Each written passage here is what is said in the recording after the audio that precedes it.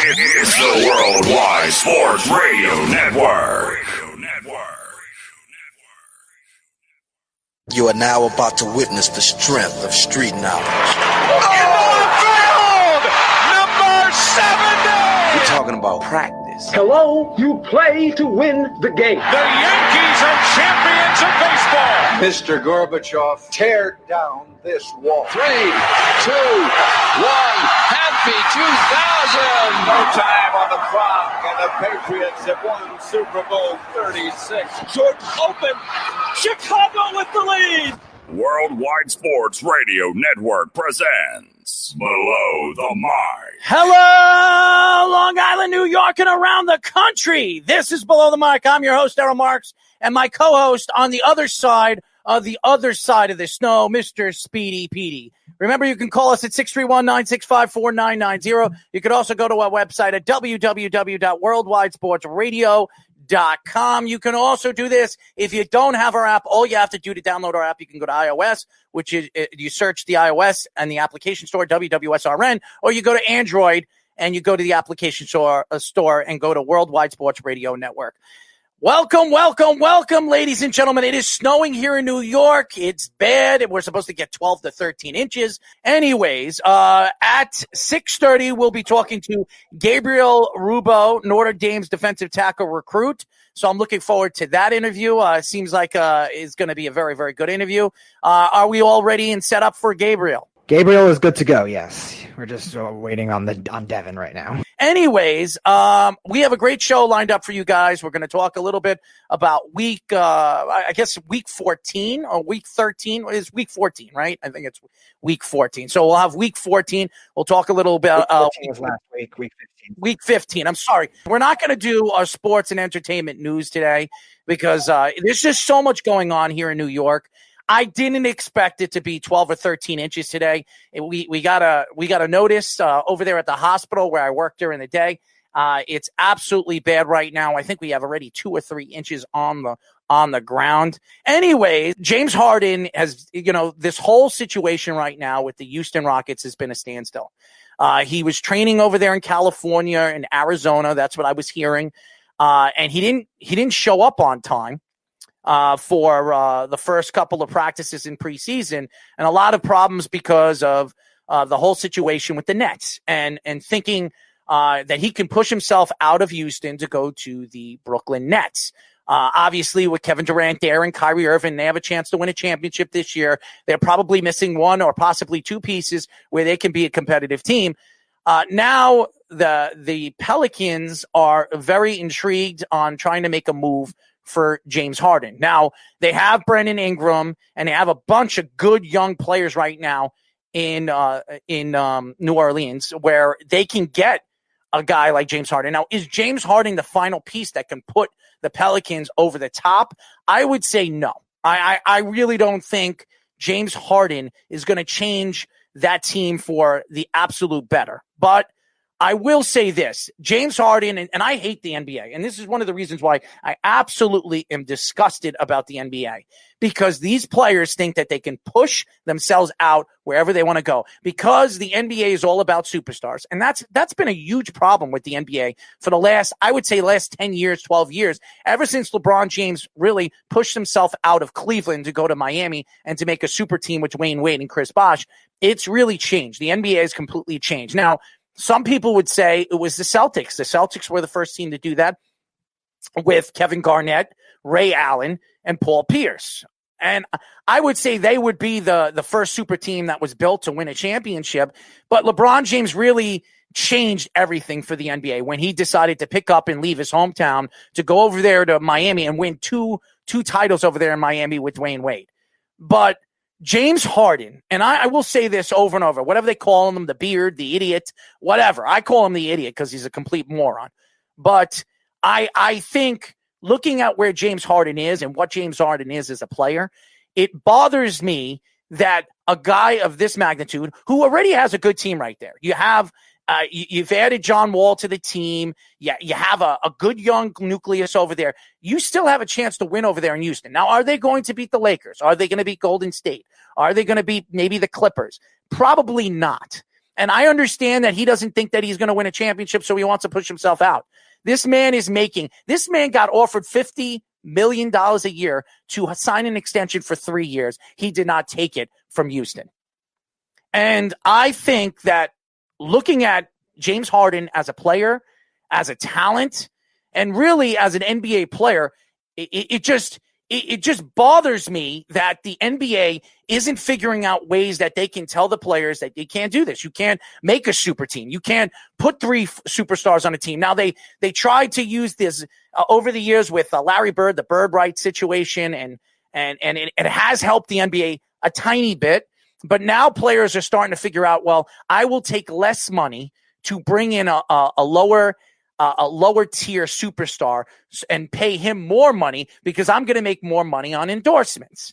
And that, to me, not only affects where the NBA is moving, and the NBA is going to have new TV deals. They've had new TV deals. Now you're seeing Giannis getting that $200 million contract. And by the way, I think Giannis is a smart man. And everybody's going to say, why did Giannis take that contract? Why did he take that extension to go to Milwaukee?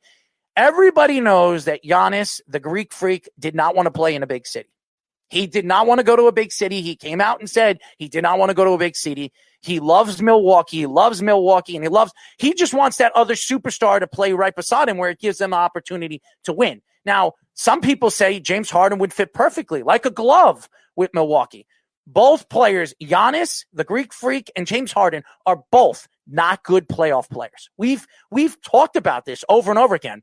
James Harden, who sometimes doesn't show up in a series, and then Giannis, teams have figured him out in the playoffs. They play a half-court game, they press on him and make him shoot on the outside. This has been Giannis's problem in the big game. Now, I read all these different articles that people are saying about Giannis, saying that he made a big mistake. He should have waited another year and then, decided to go to free agency and pick the team where he has the best chance to win. He's not Anthony Davis. He's not James Harden. He's not Kevin Durant. He's not Kyrie Irving. He's not Russell Westbrook. He's not any of those superstars. Oh, Kawhi Leonard, Paul George, all of them. This man decided to stay in Milwaukee, and everybody is attacking him all over the NBA world.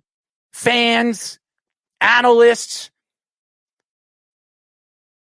I don't understand why when a player decides, you know what, I feel better and more comfortable building a team, building a championship at a place that drafted me and helped me grow as a player with a great coach and some great players around him. They're not superstar players, and that's what they're missing. Milwaukee is missing a superstar player.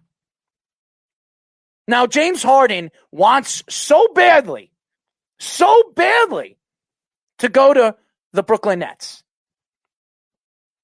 And the Brooklyn Nets are more than one player away from being a championship competitive team. Now, I listen to, and I love Falco, Brendan Falco, who's going to be joining our network in about a week. He says that who's going to challenge the Nets in the Eastern Conference? That the Nets are going to breeze right through the Eastern Conference. How so?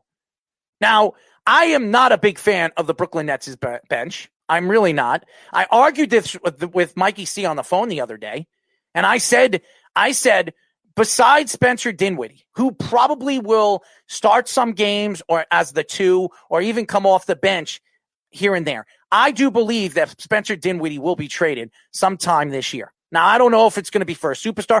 I don't think Spencer Dinwiddie is a superstar. He's not even a star. He had a great season last year, and now you don't have Kenny Atkinson there. I want to see Spencer Dinwiddie play without the coach that he's been playing under for the last 2 years. Now, Spencer Dinwiddie is a point guard. Everybody knows Kenny Atkinson is the point guard guru. He did it for Jeremy Lin. He's done it with how many point guards everywhere he's been as an assistant coach. Now he went to the Brooklyn Nets and he helped them win. They had a winning season, his first season. He was 42-40 when they went into the playoffs. His second year, they decided to fire him at the trade deadline. Now, it has a lot to do with Kyrie Irving. I don't care what anybody says. It has everything to do with Kyrie Irving. Kyrie Irving has been a coach's poison. He has been a coach's poison.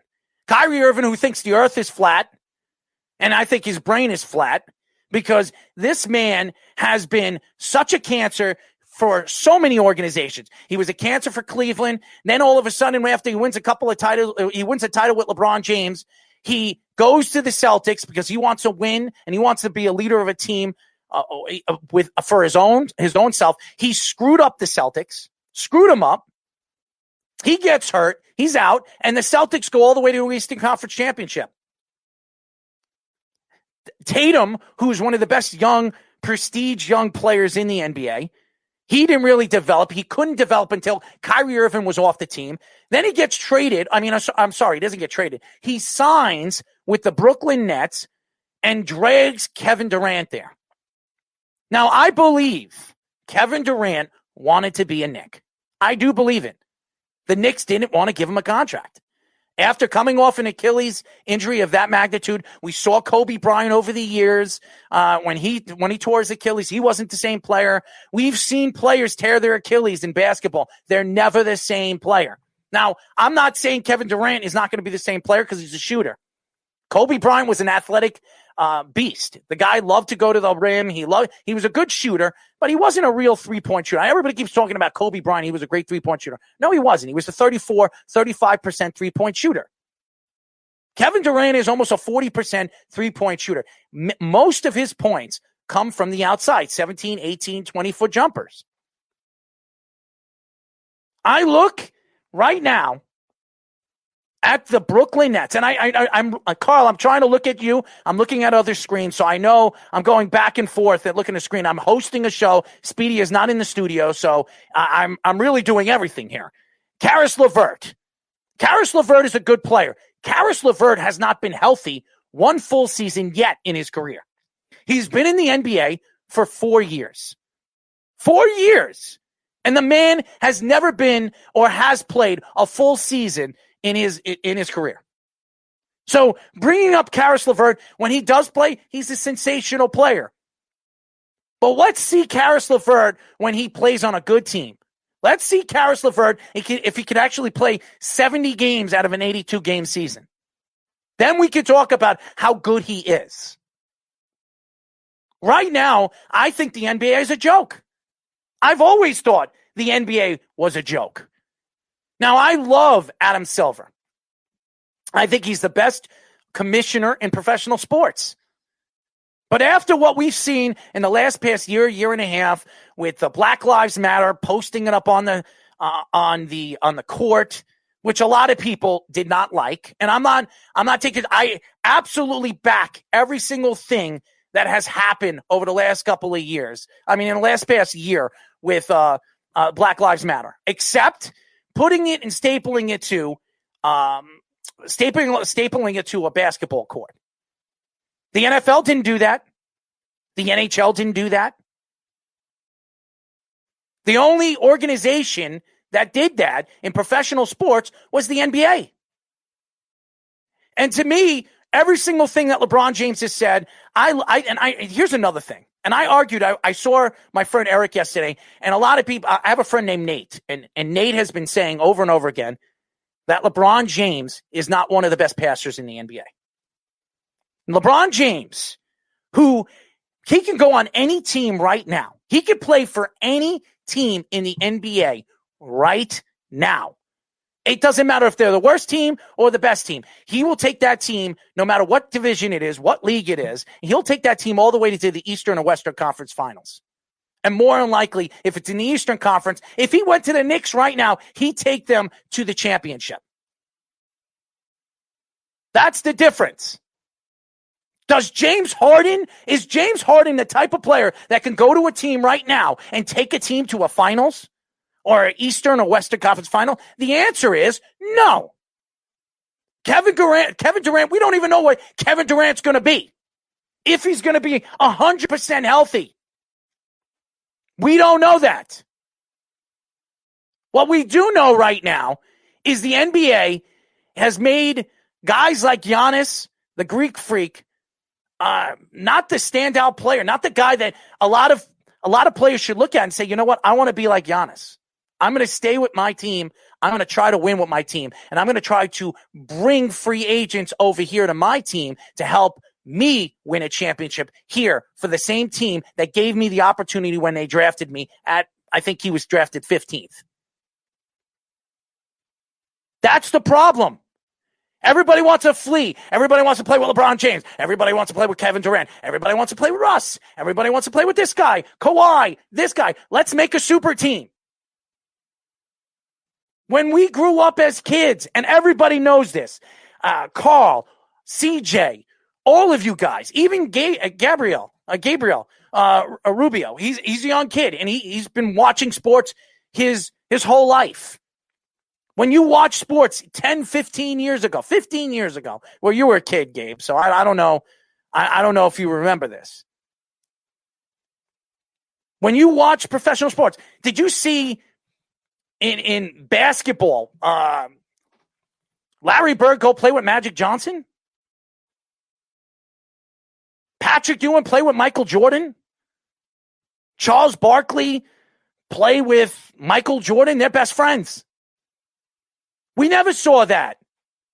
They hated each other. Isaiah Thomas still hates Michael Jordan.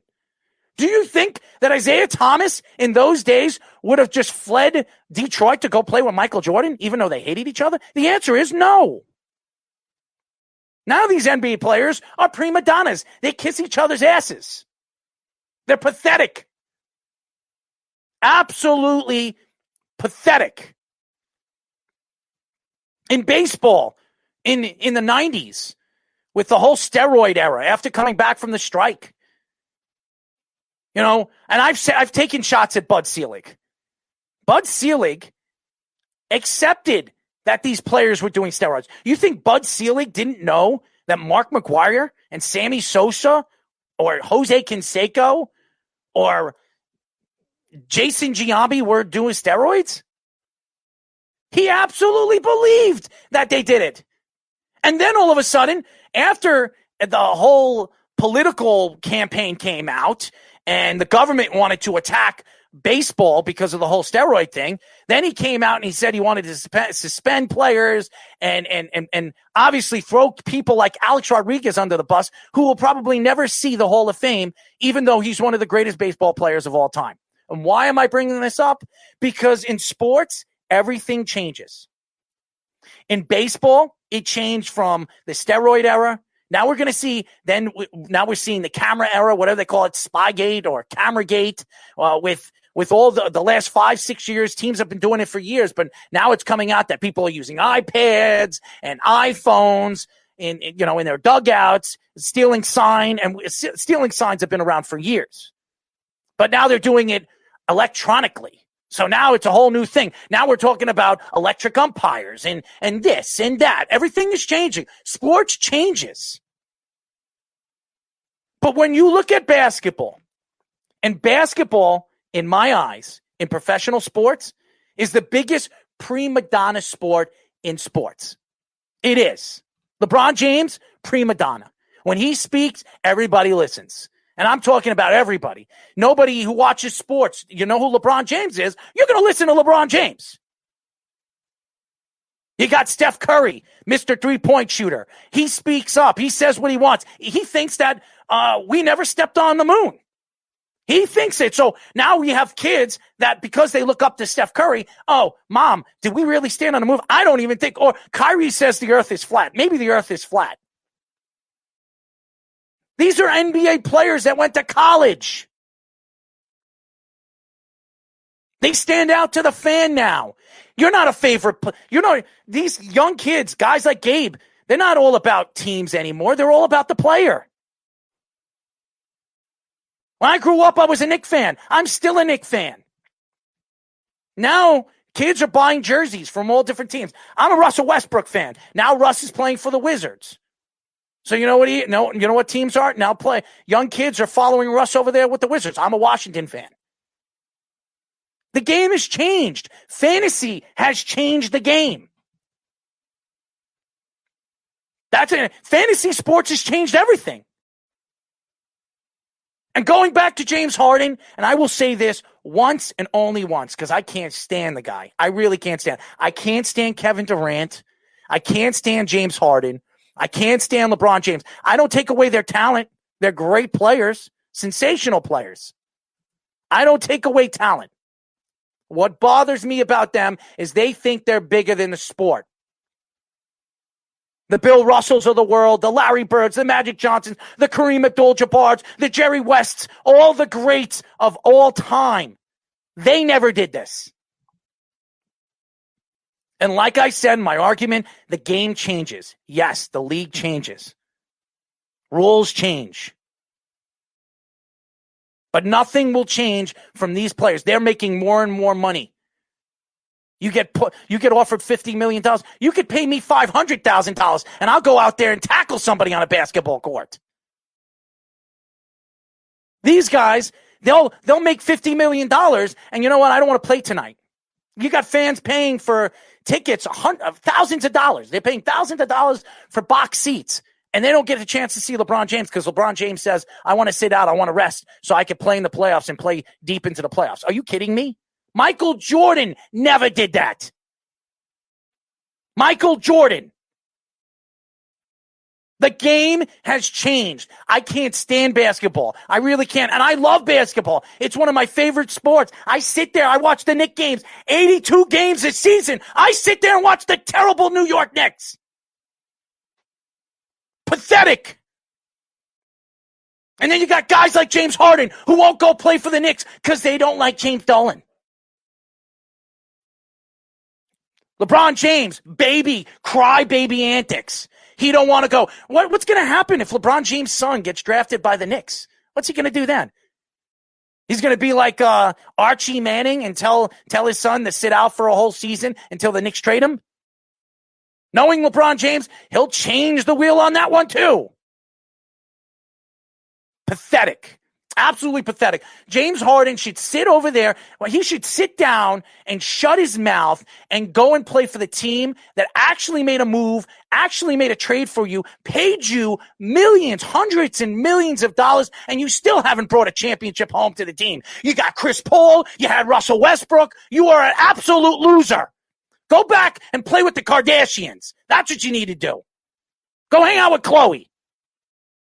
Absolute loser. I can't stand him.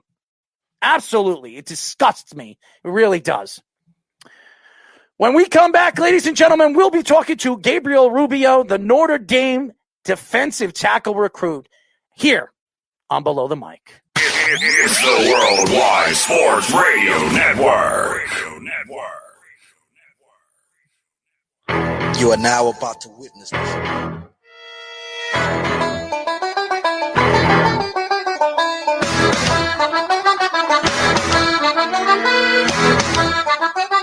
Well. I love this track. I could dance to this track, Speedy. I could really dance to this track. As you guys know, ladies and gentlemen, this is Below the Mic. As you guys know, I'm your host, Errol Marks. Speedy Petey is my co-host. Sometimes I wonder if he knows where the hell he is. Remember, you could go to our website at www.worldwidesportsradio.com. You could call us at 631-965-4990.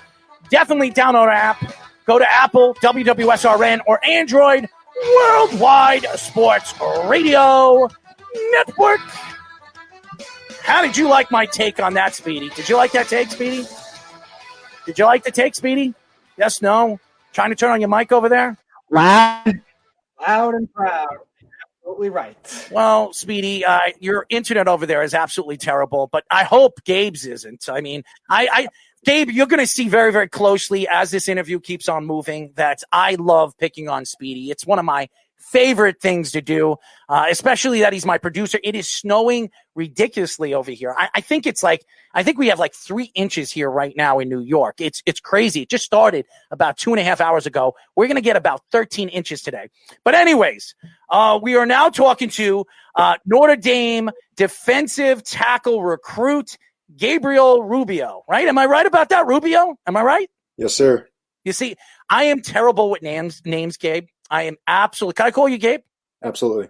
All right. I'm terrible with names. Anybody that'll tell you, I've interviewed recruits, top-end athletes from the NBA, the NHL, the NFL.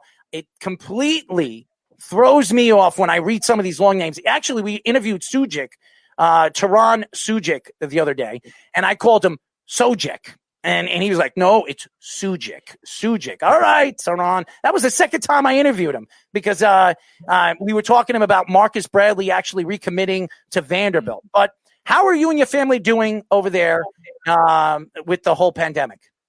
We're doing great, doing the best we can day to day and, just living life, Absolutely. By the way, what is it like being a part of this whole pandemic thing and being recruited by the great Notre Dame and not really going to check out the school, not going and meeting the coaches in person? What is it like doing this whole Zoom session? I've asked a ton of players this. Do you think that this pandemic has taken away the best part of your career going to college? I always wish that I could have it back, like not having it all over Zoom and everything. But, that's just how it is. I wish I could, just redo it without this whole pandemic thing. But, I can't change that. But I've had a good time. I've had a good run. And I'm just ready to go. So is there anything specific about Brian Kelly that swayed you to pick Notre Dame over some of the other schools you were recruited by? He's a winning coach, a winning record coach. And it wasn't just him. It was the collection of coaches that they got there. Coach Elston, Coach Lee, even though that he will be going soon. But it's just the collection of the guys, the players as well. They have that brotherhood type situation that I've always been looking for in a college. And, I just thought that it was a perfect fit. Gabe, the defensive tackle position. We've interviewed a lot of defensive tackles over the last couple of weeks and top recruits. When you look at the defensive tackle position, and we talk about the nose tackle, the linebackers, do you think the defensive tackle now is the best defensive position when it comes to transitioning from college football to the NFL? Absolutely. A bunch of guys get recruited for the defensive tackle position, but it's also important to have guys who can play effectively interiorly because it's a mixture of, pass rush, knowing when to pass rush and knowing when it's a run. So you have to be able to read a lot more quicker. And, just having the reaction time to be able to do that is on a whole nother level, or so I'm told, but that's probably one of the main reasons why I think that defensive tackles, nose guards specifically have it a little bit rougher than the DNs. Also, DNs have a little more space to work with, while defensive tackles and nose guards are basically right in the face of the O-lineman. So you actually brought up a good point with the defensive tackles, how valuable they have become. And analytics and next-gen stats have really favored a lot of those guys, making a big difference in today's game. And we've seen a lot more picked in the first round, early in the first round than ever before. Besides Ndamukong Suh and Gerald McCoy, we never really saw top 5, top 10 defensive tackles. But until recently, now we saw Quentin Williams and Oliver, guys like that. Do you think this is a trend that will continue as with the analytics in the game? Yeah, you know how the NFL trends go. They pick up new players every year depending on their needs, right? So I'm hoping for the next couple of years that some teams will be looking for more defensive tackles and nose guards. We are talking to Notre Dame defensive tackle recruit Gabriel Rubio. Now, Gabe, I love watching defensive players play, especially the linebacker position. Now, you look at yourself as a defensive tackle. I see you're a big man. You're 6'4", 6'5", almost 280 pounds, 270 pounds. You're big. You're strong, right? How big are you? I'm 6'5", 290 pounds. 98 pounds. Now, we've seen a lot of players transition from the defensive tackle position to a defensive end. We've also seen defensive tackles turn into linebackers. Do you see yourself as a transitional type of player? Absolutely not. If I was faster, maybe, but I see myself sticking at the nose guard defensive tackle position. So your father is actually an NFL player for a while, played with 4 different teams from 1998 to 99, and then he played in the XFL for a while. So one, how did he help you, influence you playing football, obviously? And number two, is there any like great stories or great moments that he might have told you about or he might have shown you about, maybe with other teammates or opponents in either one of those leagues? Yeah, so everything that I know today, he has taught me from his coaches that he played under in the NFL. And I am very fortunate to have his experience and wisdom to help guide me on my recruiting career and my football career right now. Because without the knowledge that he has given to me, I don't think I'd be in the same position that I am now. And some other stories that he's told me, like one really fun one that I'll always remember is that I think it was during a game, he got the wind knocked out of him while their team was on the 10, or it was in the red zone. I can't remember what yard line it was, but he got the wind knocked out of him, and then he had to play another play exactly after that, like immediately after that, I mean. And while he was like still like trying to catch his breath, he had to go a whole nother play before he could actually go and breathe in like after getting, hit. And, that just shows a level of commitment that I am willing to, try to emulate. Now, the prestige of Notre Dame, everybody talks about Notre Dame, like I was talking about the Rudy movie, and Joe Montana played over there.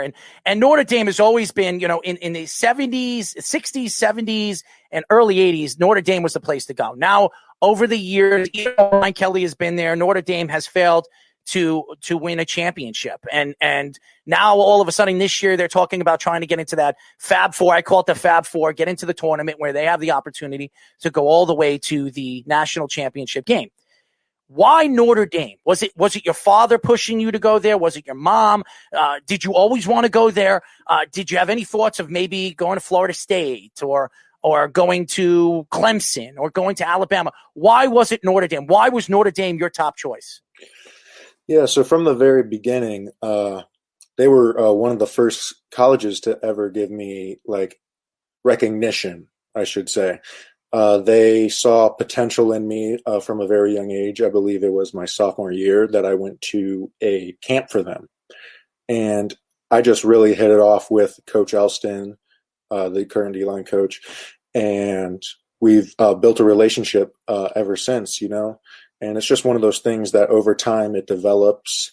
And as I visited other schools, I always had a checklist, which was number 1, academics, number 2, the family atmosphere, number 3, a great coaching staff. And almost immediately, Notre Dame fit all those checklists. But most of the schools that I went and visited to, they would check 2 or 3, or 2 or just 1. And I would always find myself comparing the other schools back to Notre Dame, like thinking to myself, this is what makes Notre Dame special. It's funny. If Notre Dame needs a water boy, Speedy is definitely the guy. He is definitely the guy. I mean, I was watching The Waterboy the other day with Adam Sandler. I think it's Speedy is the perfect guy to go over there to Notre Dame, hang out with all the men, all the guys, and get you the towels for the locker room, get the showers, wait outside so he doesn't look at you in the showers, and give you your water. He is that type of guy. Speedy Petey is the perfect guy for Notre Dame. The big N, the big, whatever they call it, the clover leaf. We'll call Speedy your special needed special clover leaf. How's that sound? Sounds funny, but I don't think I'll be needing it. I wouldn't be needing it either. Trust me. That's awesome. Speedy is frozen. I would not be that epic if I was a water boy. No, I'm back. Like, I would never be that epic if I was a water boy. You look like Adam Sandler from that movie, that's for sure, with your hair the way it is, your beard. I mean, you look like the water boy. Yeah, I just could never be that epic. So, Gabe, Notre Dame made an interesting move this year going into the ACC. They were an independent team for a while. We've seen their other sports play ACC with basketball. Sometimes they play Big Ten with hockey. I think they're formal members of, but they're always independent with football until this year. One, do you think that has helped them elevate their status into the college football playoff, being the number 2 seed right now, undefeated? And also number 2, do you think that's a move they should do permanently in order to maybe improve that kind of stock, if you do think it makes a difference? Or do you think just Notre Dame's just that good and maybe the conference didn't even matter? You know, Notre Dame's always been historically independent. I really think it'd be a shame if they changed that now, because, you know, being able to play whoever they want on a weekly basis during the season is actually something that most colleges can't do, because they're stuck in a conference, right? And they're always playing the same teams. With being independent, you can go year by year and play different teams, and it just adds a whole, you know, thing of variety. But back to your question, I do think that it's pretty helpful, you know, just to know who you're playing against and like expecting certain things going week by week. But no, I don't think that it should be permanent. As you guys know, we are talking to defensive tackle recruit from Notre Dame, the great Gabriel Rubio. I'm good. Man, I should be a part of the team. I should be the guy that's talking on the announcements. I'm the guy, when you guys reach the field, I'll be like, and now introducing. What do you think? You think Notre Dame would give me a job over there? I deserve one. You know? I mean, maybe. I know I'm definitely not a water boy, and I definitely don't want to hang out at the showers. That's for sure. That's Speedy's job. That's not my job. You got the raspy voice for it, so I say go for it. The raspy voice for it. Thanks, Gabe. Gabe, did you play any other sports in high school, or were you a good basketball player? Were you a good baseball player? Why football? Football allows me to do things that other sports cannot. First of all, I can literally throw my entire body weight into people play by play, almost giving them certain concussions, you know, breaking ribs maybe if I hit them hard enough, hoping I hit them hard enough.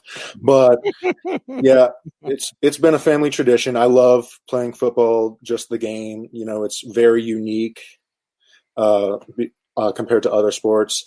And I used speaking of other sports, I used to wrestle my freshman year. I tried that out. Didn't like it. Not for me. You're a big wrestler. You would be a really, really big wrestler. I wouldn't want to wrestle you. 6'5", 6'6", 290 pounds. You probably wrestled at 250, right? I wrestled in the 285 category, the heavyweights. Holy. Oh my God. I wrestled too in high school, and I'm an MMA guy too. So I did MMA, and I used to grapple against wrestlers who were twice the size of me. You do not want to grapple a guy that actually knows what he's doing on the mat. You do not want to wrestle a wrestler. You just don't want to do that. Even grapple a wrestler. You don't stand a chance. That's for damn sure. Yeah, that's what I found out whenever I was sparring with my running back my freshman year. He was I believe a junior going into senior year, and he was the 220 class and he was a all-state wrestler. He had all the accolades for wrestling. He was just phenomenal. Well, Speedy's an all-state moron, so there you go. I'm just kidding. Gabe, I'm telling you, if you actually listen to our show, it's not just Speedy I pick on. I never pick on any of the recruits or any of our guests, but it's just that he's here. It's Speedy and all the fans that call the show and they try to attack us and say the things that they say. I love it. I love the attacks, and then I just attack. I rip their heads off. That's what I do. But that's sports radio, and that's what we do over here. And I'm happy that you're joining us. As you guys know, we are talking to Notre Dame defensive tackle recruit Gabriel Rubio. Now, Gabe, there are so many great defensive players in the NFL, and I've watched guys come out of the draft over the last couple of years, Young and Bosa. All these kids really have changed all these different organizations like Washington, like San Francisco.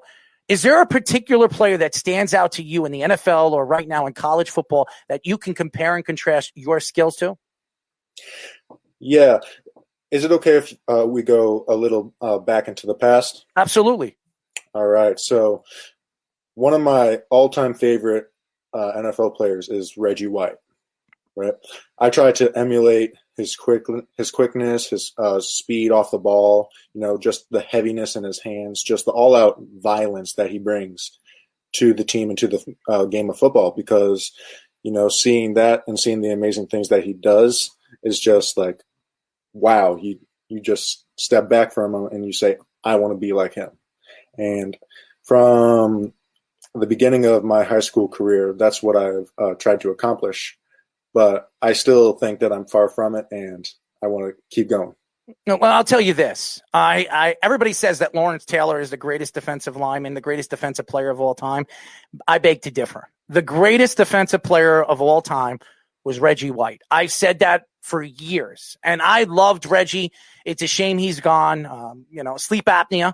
I too have sleep apnea. 1 out of every 3 Americans have sleep apnea, and they don't even know it. It's crazy.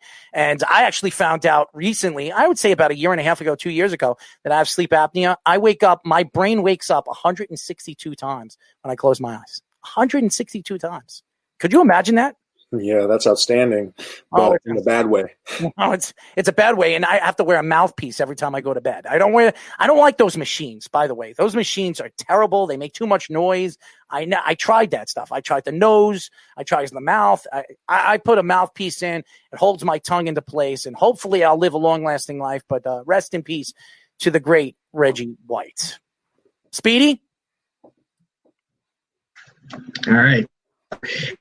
Going back to your high school career, any game that you've ever played, your favorite game you ever played in, the craziest game you ever played in, and maybe your favorite play. Were you involved in any trick plays as a defensive tackle or lining up as a running back like Ridley and Refrigerator Perry? Yeah, so one of my favorite games that I've ever played in was my 8th grade year, and it was for our Little League Super Bowl, right? So it was like the championship game for our Little League,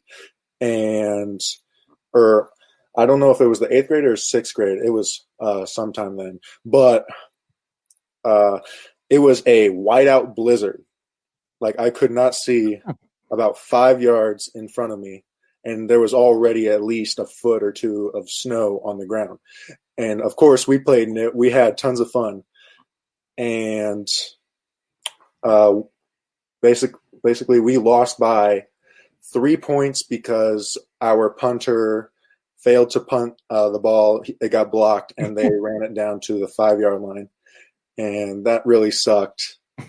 But that wasn't my favorite play. One of my favorite plays was this past season where me and another one of our defensive linemen at my high school, we were running just a normal play. It was a pass play against Duchenne, and I think it was one of the last games of the season too. That's right, because I just got back from an injury, and we both get off the ball. We both throw a move on our man, and on the film you can see us go and just sandwich the quarterback, like almost perfect timing. We both hit him, and I got whiplash from it. He got he got knocked out, he said, whenever he hit him. And the quarterback didn't play another down, of course. But that was probably one of my favorite plays, ending the season with a bang type thing. Well, I will say this, and before we get into the crazy questions, because I'm sure Jillian told you I like to ask some serious crazy questions.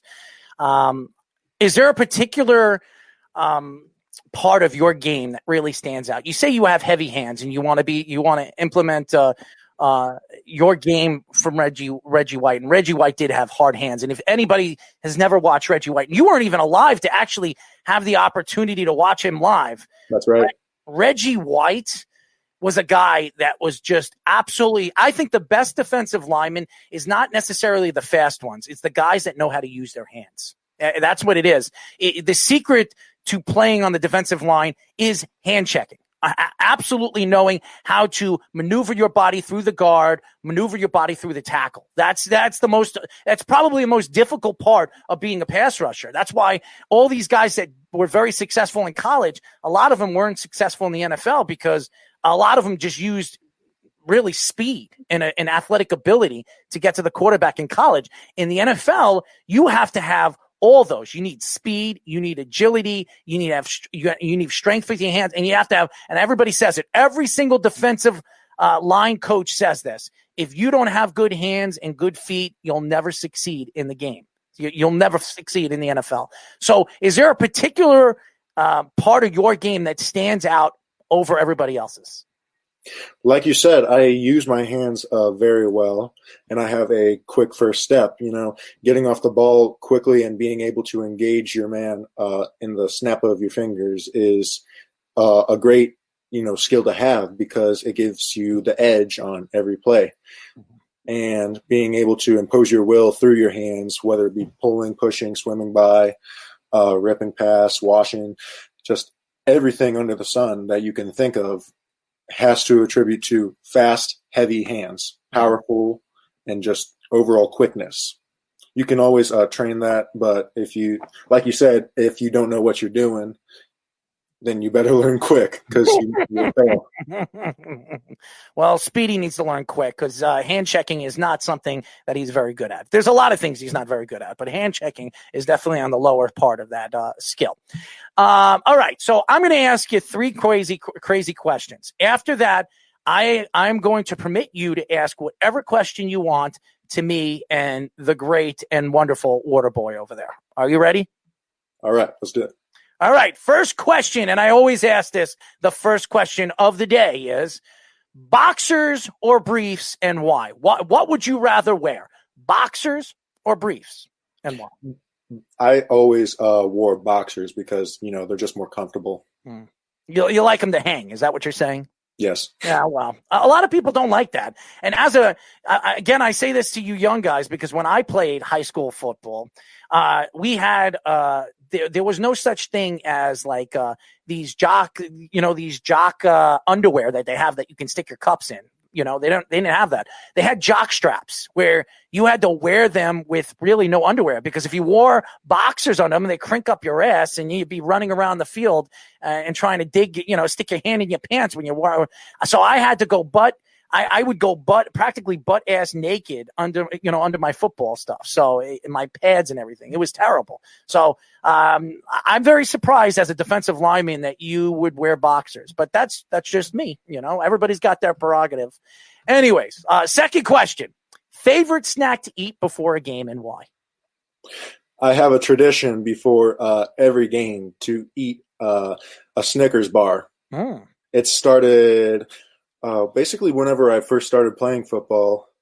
My dad would bring me a Snickers bar, or one of the other coaches would bring me a Snickers bar, and that just sort of became the thing, And that reminds me of one of my other buddies who always ate a Hershey bar before every game, and we just went hand in hand with that. Well, here's the deal I'm going to have for you, my friend. I do this with some of your recruits, and I'm going to give you one. Since you mentioned a Snickers bar, and I do like my Snickers too. Your first year in 2021, right? That's your first year in for Notre Dame? Yep. If you start, okay, I don't know if you're going to start, and maybe your second year. If it's not your first year, it'll be your second year. If you get 4 or more sacks in your first season, I will send you a month's supply of Snickers bars. Deal. Now remember, Speedy, you're writing these all down, right, Speedy? Because I'm keeping tabs on this. I'm supposed to send a pie of pizza to these two recruits, half a pie of pizza because they've never had New York pizza. The only problem with that is it's very hard to send pizza to another state. By the time it gets to them in 3 days, it's probably bad. So I'm actually going to reach out to them and figure out a way of something else that I can send to them because I can't send pizza over there. I was trying to find a Ziploc bag, a Ziploc bag that I can send for 2 or 3 days, special air. But why would I do that? By the time it gets in, the crust is so hard. When you stick it in the oven or the microwave, it's not going to be worth eating. You're not even going to notice the taste of a great New York City pizza. So, Right. Unfortunately, I can't do that. But for you, candy bar is easy to do. I can get you a 30-day supply of Snicker bars. So if you get 4 or more sacks, Speedy's writing it down right now. Right, Speedy, Mr. Waterboy? All right. If you do that, I am going to send you a supply of Snicker bars. All right. But what's the catch? No catch. Listen, there's no catch. Here's the catch. When you get drafted, me and the great water boy over there are invited to your draft party. We've been invited to about 100 draft parties. Okay, 100. So Amazing. we're going to go. You know what we're going to do? We're going to jump ship. If it's in New York and the draft, if there's no more COVID or COVID seizes down and all these kids come over here because they want to hear their name and shake that Ginger's ugly noggin, on I say Goodell because I can't stand Roger Goodell. I just can't. I just looking at that ugly noggin makes me sick to my stomach. But I mean, it's everybody's dream to go up there on the stage and put on the hat that drafts them and floss the jersey that has a 0 on it or a 1 and shake the commissioner's hand. So I only wish the best for you guys. And I hope that I'm there to experience that with you guys. And then maybe if you need an agent, you can hire me. I mean, I can work up some magic when it comes to contracts. That's for sure. That's awesome. No, you just tell your father, me and your father could be your half agent. I could be your half agent. We'll work the phones, and I could definitely get you the best deal possible because I don't shut up. So eventually, if you're a good player, I can get you your money. That's for damn sure. Last question, buddy. Now, I don't know if you have a girlfriend. Do you have a girlfriend? No, not right now. Oh, you're the lucky one. You're going to Notre Dame being a single man. You're going to have some fun, my friends. That's right. You are going to have some fun. I'll tell you this right now. Maybe I'll come on. I'm 38 years old. I shouldn't be partying. I've been to a bunch of college parties in my time. Okay. I've been to a bunch of them. I've been to Florida State party. I've been to all different parties. UNLV, I was in UNLV when I was DJing out there. I went to a bunch of parties over there.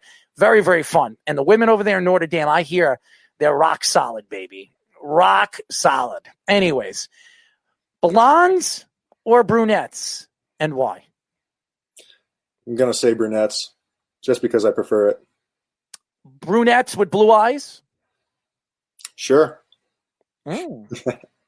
Brunettes with blue eyes. That's what we're going to talk about. Gabe, Mr. Gabe over here, Mr. Rubio is absolutely ready for the brunettes with blue eyes. So any brunettes that are listening to the show right now, we got a single guy, defensive tackle, 6'5", 285 pounds of brute muscle. He's a beef patty. That's what we call him. Anyways, Gabe, ask us away. You got 3 questions to ask us. Any questions you have? All right. So my first question is, are you always that angry towards Speedy? I am always angry towards Speedy, yes. It's hard. And Gabe, I'm a perfectionist. And anybody that watches this show, which quite a few people do listen to this show, believe it or not, I am hard on him because I expect perfection. The guy, this kid who moved all the way from Connecticut to work with me 3.5 years ago, and he is dedicated to the network, and that's what I love about him. He puts his time, his effort into it. The only problem that I have with the great Speedy Petey is sometimes I wonder if he listens. I mean, seriously, it's a lot of people. It's not just Speedy. Here at the network, the worldwide, we've got about 25 different guys that work on our network from all different parts of the country. And I talk to all of them. I have a group message, and I have my conference calls with them. And sometimes, even today, we had a show go on our network in Austin. Shout out to Austin. I'm not taking shots at him on live radio, but I'm just going to say the truth. I've been telling him when we go on our live stream to hit the play button so we go live on the audio stream. He hit the record button. He's been hitting the record button for 3 weeks. For 3 weeks, his audio live was not going live on our audio stream. And I didn't even know it.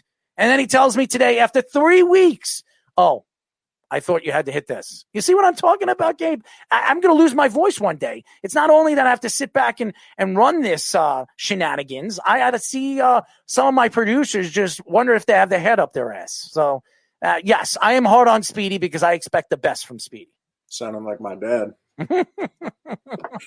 Well, you want to know something? Your father's a smart man. Your father's a smart man because all you have to do, and I believe this, in not just sports, in anything that you do, you want to go out there and do the best at your ability. If you don't go out there and put your best out there, well, it's just like me. I'm in a couple of weeks, I'm going to be sitting down with WFAN. I don't know if you know who the fan is. They're the godfather of sports radio here in New York.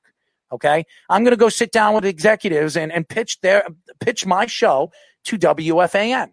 Now, how am I going to do that? Now, I'm walking in.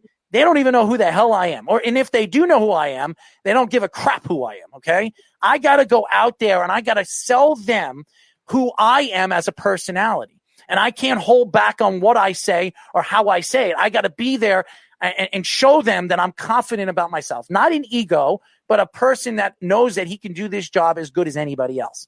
So when you go out there on a football field, are you going to go out there and say, I'm a good defensive tackle. I'm not a great defensive tackle. So you gave me a scholarship. I'm going to get my scholarship. I'll run with that, and I'm done. You're not going to do that. You know what you're going to do? You're going to beat the hell out of people on the field. You're going to show Brian Kelly why he gave you that full scholarship. And then you're going to tell the NFL teams and all those first-round teams saying, you know what, I'm a first-round draft pick and kiss my ass and draft me. That's what you're going to do.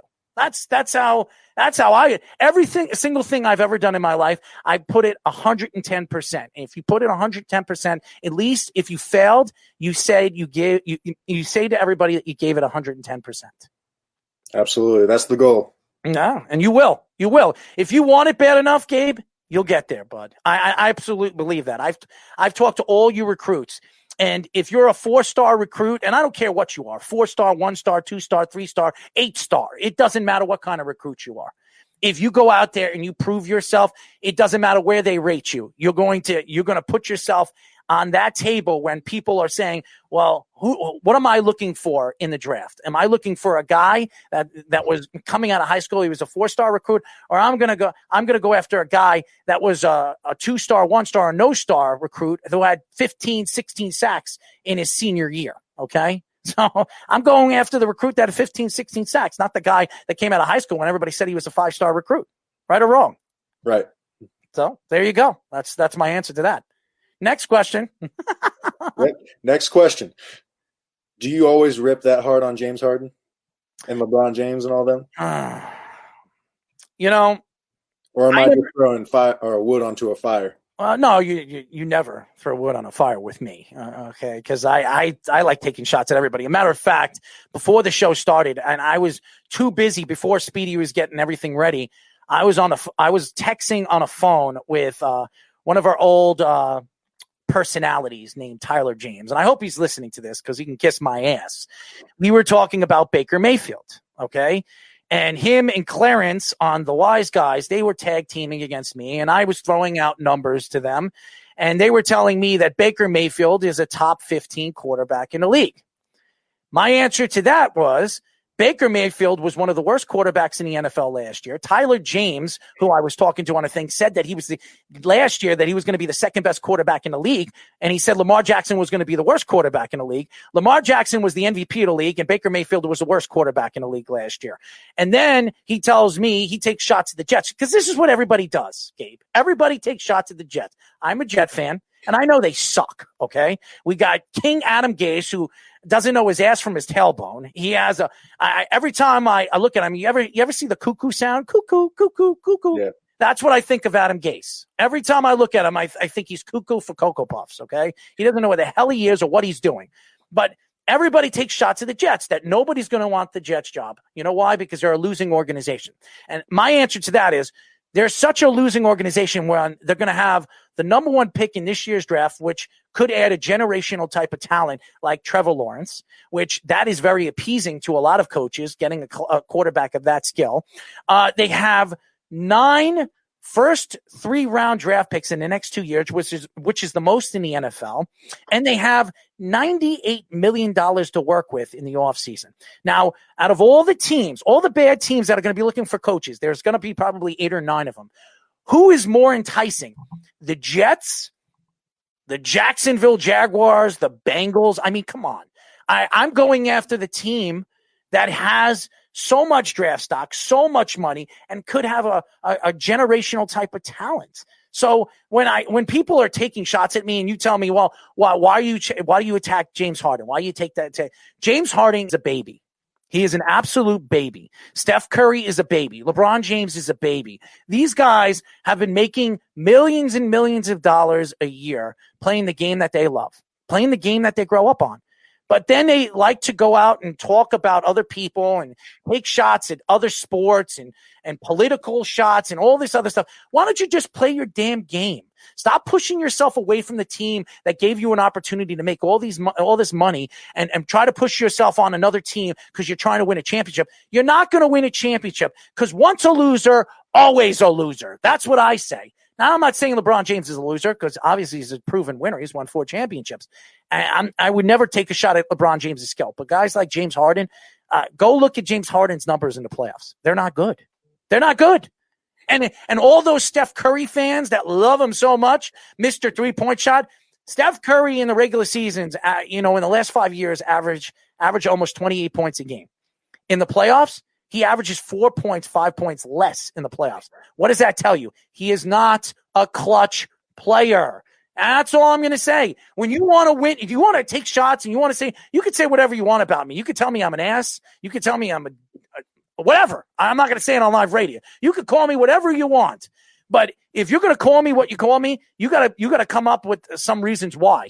I can come up with many different reasons why I think James Harden's an idiot. Steph Curry is a moron, and even LeBron James, who thinks he's the greatest thing since sliced bread, it will never be as good as Michael Jordan. Okay, so this is who I am, and this is a sports radio show. What do you do on a sports radio show? You're going to sit here and be boring? Here, I'll be boring for you. You ready? Well, guys, the Yankees are looking to sign DJ LeMahieu, but they're having problems. And I don't know if DJ LeMahieu is interested in going back to the Yankees. Maybe the Blue Jays. I watch so much sports radio, Gabe. I watch a ton of it. And I think sports radio needs to be transitioned into not only an entertainment. Howard Stern has really developed what radio should be as far as entertainment. I'm not talking about sex and screwing around with hookers. I'm not talking about that.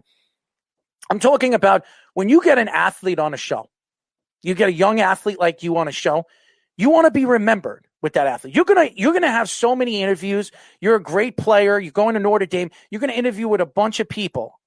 But the one person that when you come on this show, I want you to always remember this show. That when I reach out to you 5 years from now, when you're in the NFL and you're a superstar, or I reach out to you 2 years from now or a year from now, and I say, Gabe, I want you to come back on my show. You're going to say, absolutely. I love working with you. I love the show. I love listening to your craziness. That's what I want people to remember. I don't want them to remember me as the plain, boring broadcaster. I want them to remember me as the crazy know-it-all, even though I'm not a know-it-all, by the way. I'm just letting you know that.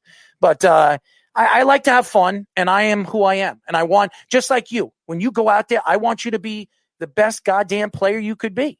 And that's and what does your father tell you? Your father says, don't leave everything out on the field. Does he not tell you that? If you're going to go on the field, leave every single thing out on the field. Don't leave that field. Give your all on that field, because if you don't, you'll always think of that. You'll always tell yourself, I should have given more in that game. So same thing with radio. It doesn't matter how many minutes, how many hours, and I've been on radio for thousands of hours. I've done over 13,000 episodes, 13,000 shows. Okay. All these years, 8 years of doing radio. And I remember my first episode.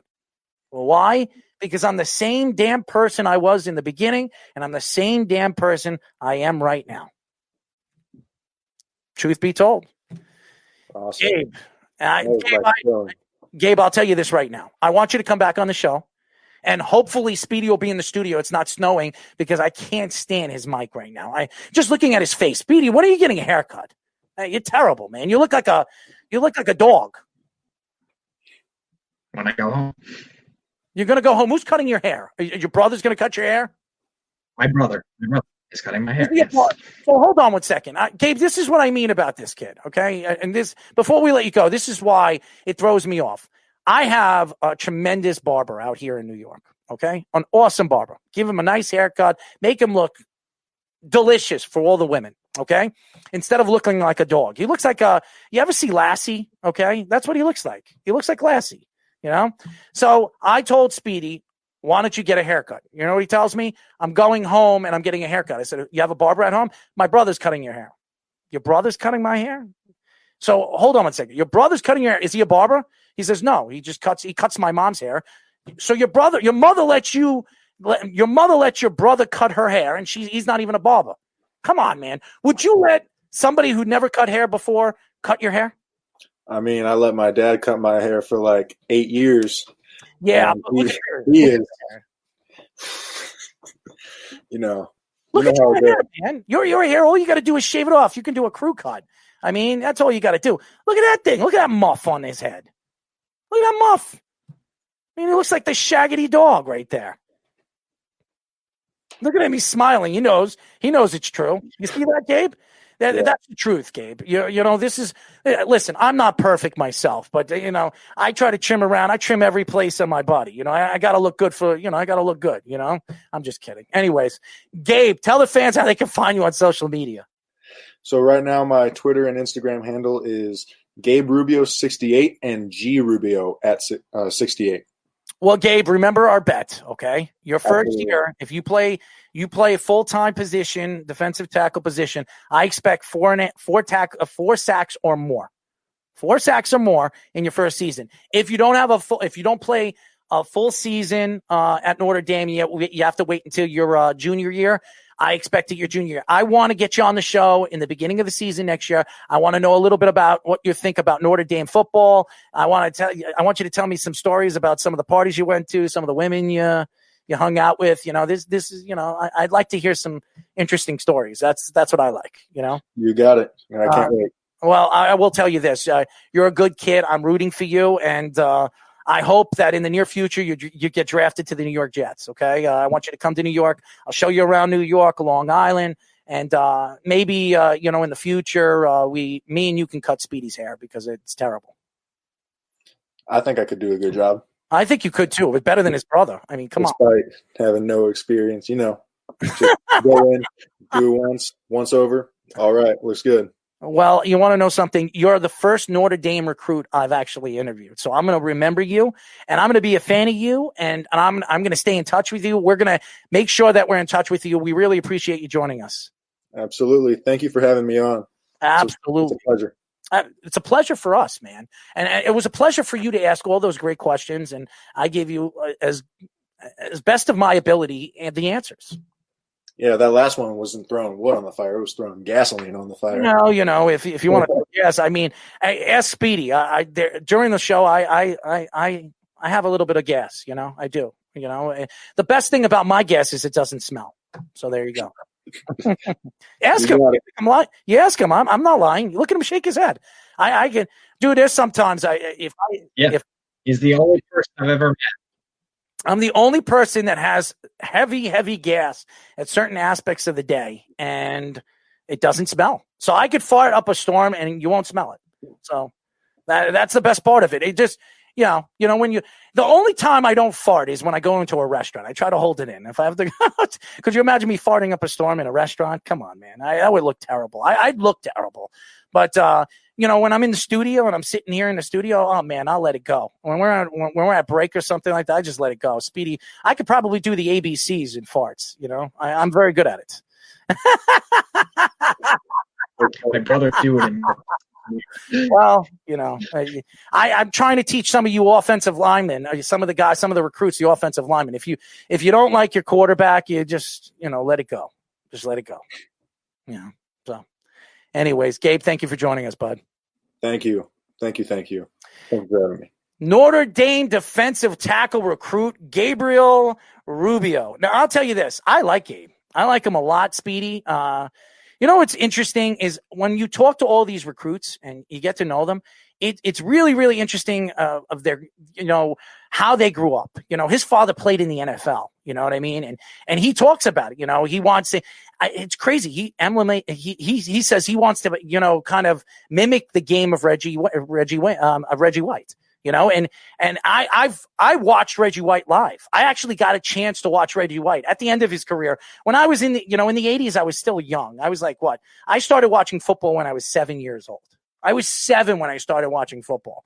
So I was born in 1982. So it was like 88, 89 when I started watching football. It was when the Giants won their second Super Bowl, close to their second Super Bowl. And I'm sorry? 91 was their second. Yeah, it was close. I was close to their second Super Bowl when I started watching football. And I remember watching Reggie White, and I really got to know who Reggie White was when he went to the Green Bay Packers and how dominant he was for the couple of years he was over there in Green Bay. Man, oh man, I hope he didn't think I was crazy, man. I'm a little out there, it's definitely a little fresh blood, but that's the way it goes. When we come back, ladies and gentlemen, we will get into week 14 or week 15. Well, week 15 of the NFL. That just shows you how tired I really am. The year just keeps moving forward and forward. We're almost done with this year. Thank God. When we come back, we'll get into the NFL here on Below the Mic. You're listening to the Worldwide Sports Radio Network. Only on the Worldwide Sports Radio Network. You're listening to Below the Mic. Oh! I'm loving it.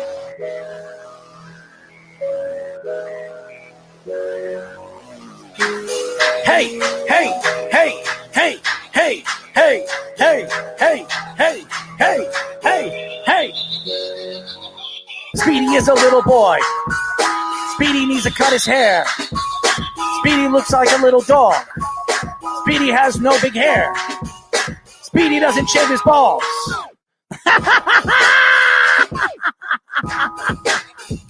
Woo! And as you guys know, this is Below the Mic. I'm your host, Errol Marks, my co-host, Speedy P. Remember, you can call us at 631-965-4990. And remember, ladies and gentlemen, you can go to our website at www.worldwidesportsradio.com. You can go to our app. Yes, our app, ladies and gentlemen. How do you do that?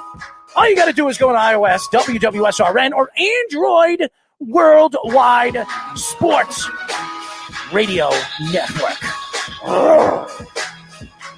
It's good. You like that song, Speedy? You like it? Did you like my rhyming over there? Was it cunning?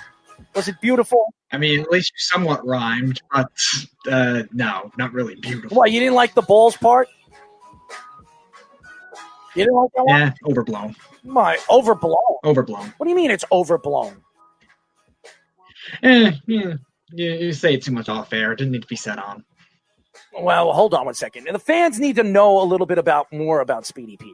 First of all, Speedy has a problem. Over the years, he doesn't understand that if he has a hairy chest or he has certain parts of his body that needs to be trimmed for the great and wonderful women out there, Speedy just doesn't understand that it's a very important part of grabbing a wonderful lady. And Speedy does not do that. Work for me then, and what do you think? What makes you think that? It will work for you now, buddy. You're with me. I am the king of helping you. So you need to do what you need to do, my friend. So I want to get into week 15. And I keep saying week 13, week 14. It's crazy how the weeks just go by and by and by. There is a game that stands out to me. And by the way, this is a game that, and I know everybody, I can't wait until the Saturday games, which is starting this week. It's starting this week, which I'm looking forward. I'm not looking forward to the Bills and the Broncos, but I am looking forward to the Panthers and the Packers. And the Panthers and the Packers is a game that sticks out to me because even though the Panthers are 4-9, Speedy, I think the Panthers could absolutely shock the world and knock off the Green Bay Packers. What do you think about that? I think definitely if Christian McCaffrey plays, you could see that kind of thing. He's currently not practicing at the moment. I don't know if it's a precautionary thing because Green Bay's had trouble stopping the run. But even if he doesn't, Mike Davis has played well in his absence. He played very well last week against Denver, who was a very good run defense. So you could definitely see that kind of thing make a difference. The Panthers, I think, have beaten the Packers the last two meetings, too, including one that was a big game to get for them to get in the playoffs last time they made the playoffs in 2017. So I can see that kind of thing happening for sure with the receiving depth they have and that run game with that offense. I want to see Christian McCaffrey play because I think Christian McCaffrey is the most explosive running back in the NFL. He could do everything. Now, I know a lot of people keep talking about Alvin Kamara and even Aaron Jones, who probably is going to flee the Green Bay Packers after the season. He's the big name right now as far as running backs that are going to be available in the offseason. Being that he's small, he's still at the age of 26, 27. I think you could see Aaron Jones have another 2-3 really good years in the NFL. I don't think he's going to get more than $6 or $7 million a season, but I think he's going to be a player that a lot of people are going to be looking at. But I think it's going to be a big game for the Panthers, especially for the quarterback. And I love Teddy Bridgewater. I think Teddy Bridgewater's had even though they're 4-9 and it really doesn't show. And Matt Rule, who has had some good parts of the season where I could say that this guy could be a great coach. And in the last couple of weeks, I think Matt Rule has taken a step back as a head coach. I just don't think the Panthers have gotten better. They've gotten worse. I think it has a lot to do with the quarterback play, the fact that Christian McCaffrey has not played all season long. He's been fighting injury. And that could be for Christian McCaffrey and Saquon Barkley, all you fans out there that are huge Saquon Barkley fans and McCaffrey fans, that could be looked at, as they move forward in their careers and however long they have left of their careers, because they are running backs. And they usually a running back, unless you're guys like Adrian Peterson, who is absolutely a beast and a monster, or Frank Gore, two of the greatest running backs of all time, you usually don't last more than 6 or 7 years in the NFL, no matter how good you are. Yeah, it's going to affect the contracts too, as well. And that's why you're only seeing maybe Derrick Henry and Christian McCaffrey get paid a lot. And then there's a big drop off after that. Jones, I think, will only get probably 10, 11 million because of that. Oh, he's not even he's not making 10 or 11 million. He's not making more than $7 million. He's not. You don't think so? No, he's not. There's no way an organization right now, our team is going to pay Aaron Jones more than $7 million. Ezekiel Elliott got that money because the Cowboys are idiots. That's plain old and simple. Everybody, and I'll say this again, and the beef can call up all he wants, and he can say whatever he wants about Ezekiel Elliott. Ezekiel Elliott should have never gotten $60 million. And I love Ezekiel Elliott. And when he got that money, he was a top 5 running back. But everybody knows at the tail end of their careers, they lose a lot as a running back. And Ezekiel Elliott, being that nobody knew that Mike McCarthy was going to take over for the team. Nobody knew. But as soon as I heard Mike McCarthy get that job, I knew Ezekiel Elliott was doomed. I knew he was doomed because he doesn't fit that offense. No running back has ever fit Mike McCarthy's offense. Now, everybody's going to say, well, why do they fit Andy Reid's? They come from the same tree, the San Francisco 49ers. They played under the same coach. Why is Andy Reid why does Andy Reid find all these running backs that succeed? The Kareem Hunts, what's this kid's name? I can't pronounce his name, but Edwards Hilaire. Yeah, all the running backs that he finds in the draft, even Hill. He finds Hill out of nowhere in the 6th round, and he becomes one of the best wide receivers in the league. So why does Andy Reid find these guys and Mike McCarthy doesn't? And why does Mike McCarthy never find that running back? And I remember Eddie Lacy was a 2nd-round draft pick from Alabama, and everybody said, and he had 2 really good seasons with Mike McCarthy. But I knew after that 3rd season when he got fat, Eddie Lacy was done. I knew Eddie Lacy was done. And the same thing, Mikey C believes that Ezekiel Elliott is done. His career is over. It doesn't matter if he stays with the Cowboys, he leaves the Cowboys. Now, do I think Ezekiel Elliott's numbers would be better if Dak Prescott was playing this year? Yes, but how much better? He averages 3.9 yards a carry. I mean, the top 5 running backs in the league average between 4.5 and 4.6 or more. Mm-hmm. So, Go ahead. What were you going to say? Yeah, I was going to say, I think Dalvin Cook is the leader right now at 4.9 yards per carry. Mm-hmm. And I don't think Zeke's eclipsed 4.0 this year at all. Maybe at the beginning of the season, but that was it. Does anybody want to know the game that is going to be my surprise game of the week? What do you got? I've got the Washington football team knocking off the Seattle Seahawks. I agree with you. Mm-hmm. I think I really do believe the way the Washington football team is playing defensively. Ron Rivera, I don't know what he did. He kicked them in the ass, but Alex Smith, it's a remarkable story. I don't care what anybody says. The comeback player of the year is Alex Smith. Absolutely, Alex Smith. Alex Smith could be a starting quarterback for this team next year and the year after. It's been unbelievable. This team that was really dead in the ground, and I feel bad for Dwayne Haskins because he just really got the bad stick. Ron Rivera never wanted Dwayne Haskins. He came to the team. There were stories coming out that they were trying to bring in Cam Newton, but the owner didn't want Cam Newton. He wanted to see if Dwayne Haskins was the quarterback of the future. Dwayne Haskins, the first 2 or 3 games of the season, he completely bombed. And then Ron Rivera slowly but surely brought Alex Smith and maneuvered Alex Smith into the game. And now you're seeing what the growth of what this team is with a veteran quarterback. They have an opportunity this week to go 7-7, and they can win the division. And they could be a really, really scary team in the playoffs the way their defense is playing, Speedy.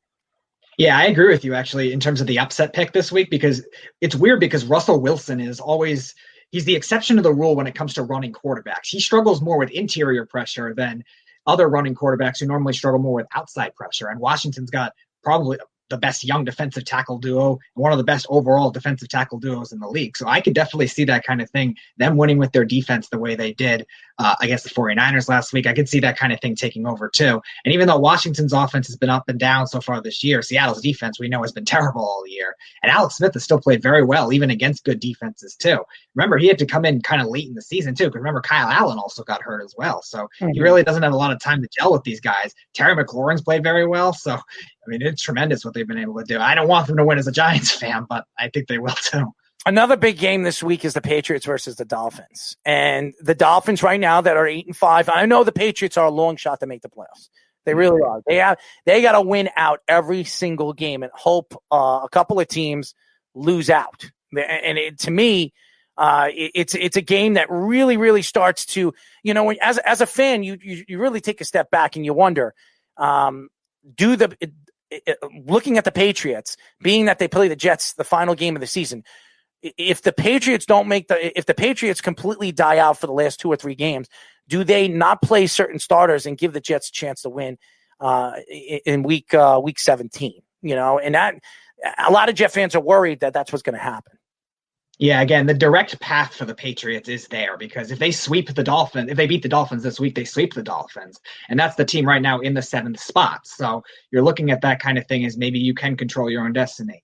You got to trust the Raiders to beat the Dolphins too. And that's the other thing. Buffalo at the end of the season, they got to play Miami. So that's going to be a tough path for them. And then the Patriots, how close will they be against the Jets? And you're right. I think the Dolphins have a hard schedule. I mean, if the Dolphins don't beat the Patriots, they can't.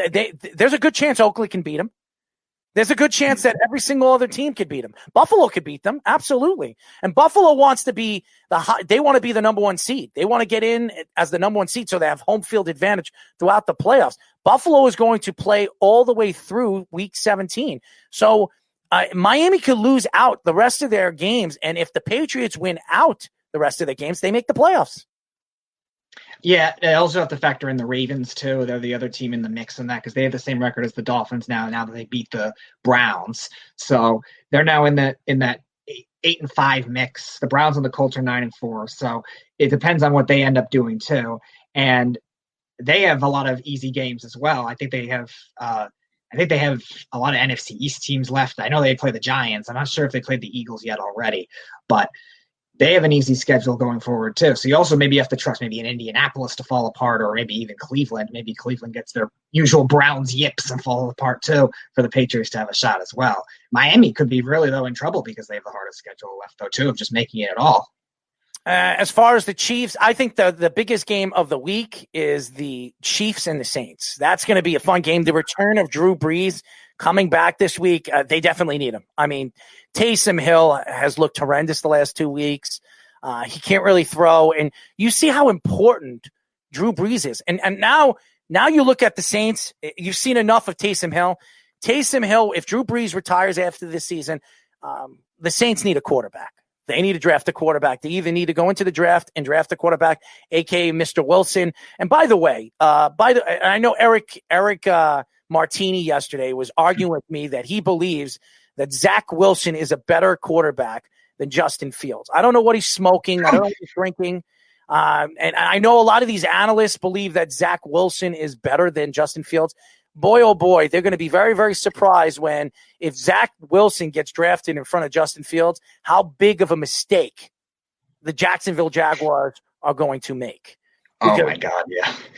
I like Zach Wilson. I think he could be a good quarterback. I think he could fit with the Patriots. I think if he sits back for a year and they keep Cam Newton or they bring in another veteran quarterback like a Hoyer for a year and let Zach Wilson learn the offense, Zach Wilson would absolutely succeed with Bill Belichick's offense. Every single quarterback has, So I do believe a guy like Zach Wilson would fit perfectly like a glove with the Patriots.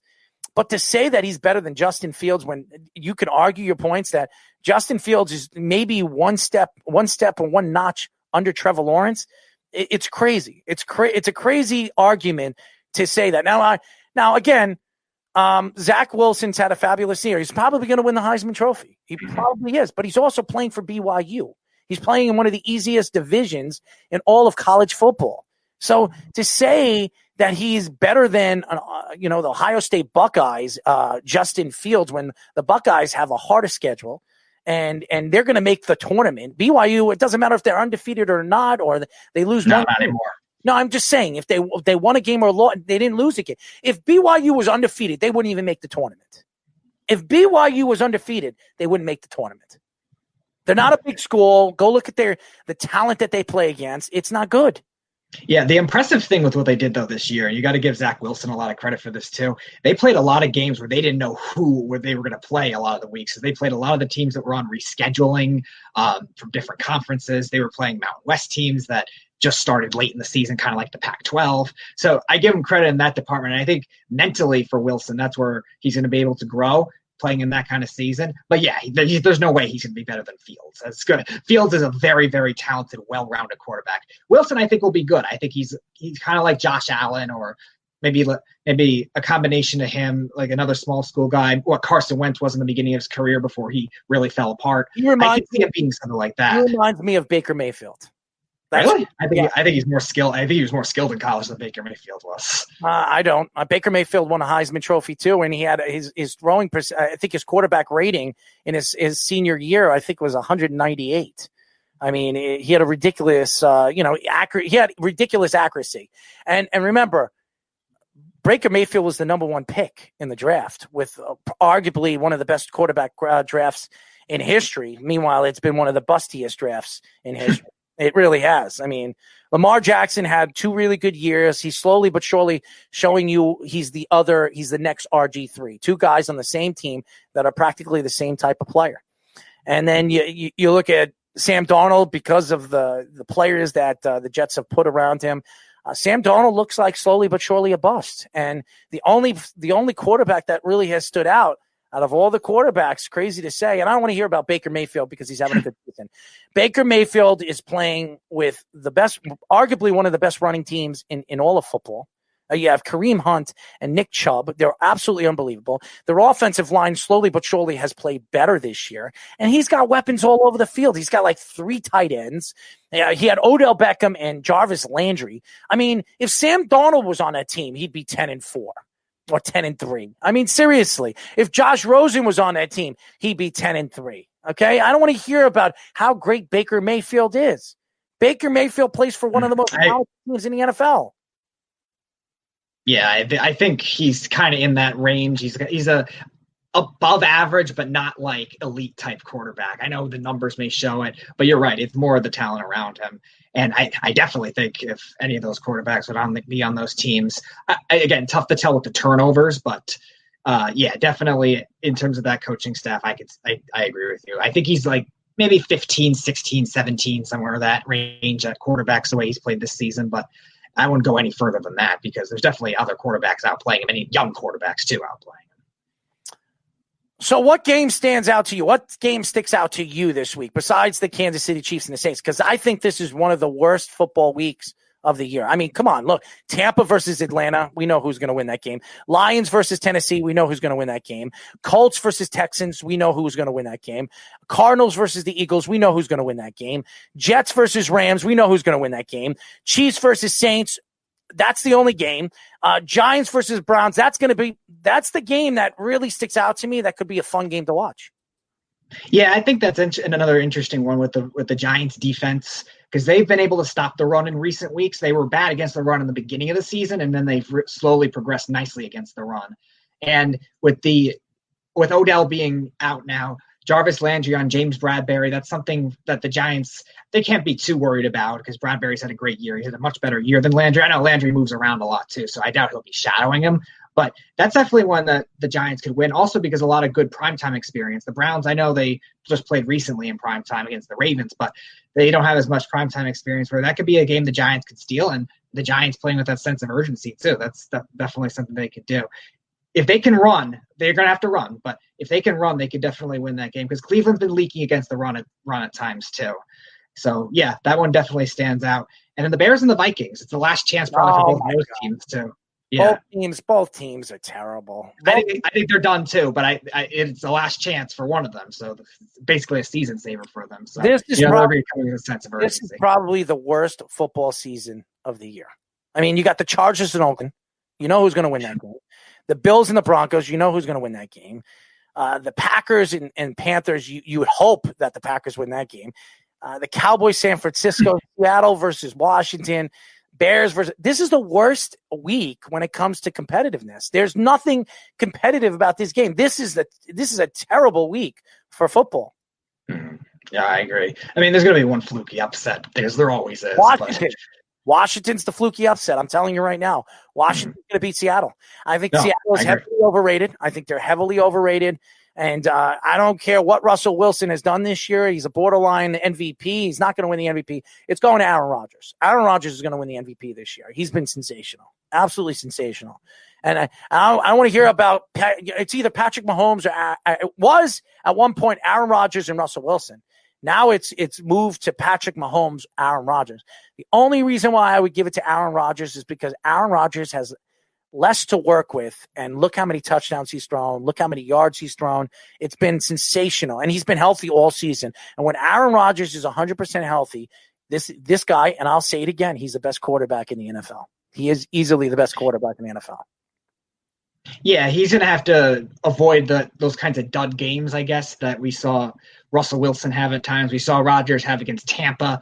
There's certain games that he really has to avoid, but if he could do that and avoid the interceptions at all costs, he'll definitely win it, because Mahomes had the 3 interceptions against Miami. So that's going to go against him. Even though he threw for 393 yards, that will go against him for the time being. So I agree with you where Rodgers is probably taking the slight lead for now, unless we see Mahomes have these 500-yard crazy games. Because if he does that on the Saints, that's a big deal, because the Saints defense has been tremendous too. But right now, I agree with you. I would say slightly in the lead is Aaron Rodgers, assuming he doesn't have that kind of dud either. Carolina's defense is not very good, so he should be able to play fine in that one. But it'll be a matter of, can he play well against Chicago again, which he normally does, but can he play well against Chicago, who has a tough defense too? And that could be something that could inflate his stats in Chicago if he struggles. Who would have thought that the Packers would be the number 1 seed going into the NFC? I didn't. Mm-hmm. I thought the Packers were going to be a top 3, top 4 seed, but I didn't think they were going to be the number 1 seed going into the NFC. I mean, there were so many good teams in the NFC, and slowly but surely, I'll say this again, the AFC has more talent as far as I'm concerned with the teams that are going into the playoffs than the NFC. And over the last, I would say, the last 20 years, I mean, the NFC has been the stronger division. Than the AFC. And I think it's, the tides are turning now. I think with the AFC, with the Patrick Mahomes, the Josh Allens, and all the different quarterbacks, the young quarterbacks that we're seeing develop now, I think it's going to transition. I think the AFC is set very, very well moving forward. It's crazy. What do you think about this NHL situation? I mean, the NHL, Gary Bettman came out and said that he might be cutting the season down to, I think they said 52 or 54 games or something like that. I heard 56. Yeah. 56 games. And they wanted to start the season on January 1st Now they're thinking about moving it and pushing it out all the way to January 15th or possibly February 1st. What do you say about that? I think this is crazy. With the vaccine here in the United States, they should start the season on time. There should be 82 games. Well, the thing, like I said, when we had the playoffs during the pandemic, the thing that hockey has to really account for is the ice surfaces. You don't want to go too long into July and August and all that, playing regular season games and playoff games where the ice is going to get such worn out too. So at some point they're going to have to shorten the season or make it where they play back-to-backs a lot or something like that. But I don't know if hockey players are going to want to do that. They don't like playing back-to-backs as it is. And again, they try to limit it where every team gets a certain amount per season. But I can't really see them being able to do it consistently, trying to bunch up all these games to fit in all 82. Otherwise, you're extending the season into August and September again, which if that becomes a norm, maybe the players will get used to it. But I don't know if they will because, again, of the ice surfaces. And I don't know what's going on with DJ LeMahieu and the New York Yankees, but I know I still believe that no matter what happens, I think whoever reaches out to DJ LeMahieu's agent and gives him an offer, I think the Yankees will match him. I really do believe it. I think the Yankees are playing possum, maybe because of the COVID-19 and the money that they lost throughout the season, being that there was only 60 games and you're practically playing in a bubble in different states and different, and you couldn't play at home. You couldn't put fannies in the seats and the money that the Yankees lost. But the Yankees are still making hand over fist money with their jersey sales and their hat sales.